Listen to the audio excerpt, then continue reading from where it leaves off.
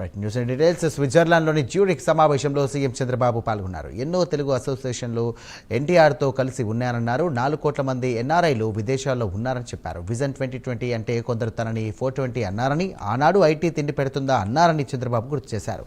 195 దేశాల్లో తెలుగువారు ఉండడానికి ఆనాడు తాను తీసుకున్న నిర్ణయమే కారణమన్నారు చంద్రబాబు.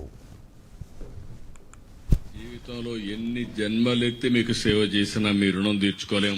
అలాంటి మీ అందరికీ మనస్ఫూర్తిగా అభినందనలు. 20 దేశాల నుంచి వచ్చారు. యూకే, యునైటెడ్ కింగ్డమ్ నుంచి వచ్చారు. జర్మనీ సోదరులైతే ఉదయం నుంచి చూస్తున్న అభ్యర్థులు వదిలిపెట్టలేదు వాళ్ళు.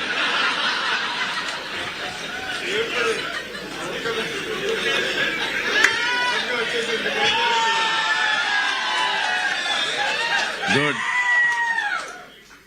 ఒకప్పుడు నేను ఐర్లాండ్కి వచ్చాను కానీ ఒక్కరు కనపడలా ఆ రోజు. ఈ రోజు ఐర్లాండ్ లో చూస్తే ఏ పాష్ లొకాలిటీకి పోయి గట్టిగా తెలుగులో మాట్లాడితే 1000 మంది జాయిన్ అయిపోయే పరిస్థితికి వచ్చారు. 100 మంది. ఇదే మాదిరిగా స్వీడన్, చేలు పైకెత్తండి. స్వీడన్ వాళ్ళు చేలు పైకెత్తండి. అదే మరి నెదర్లాండ్స్, ఇటలీ,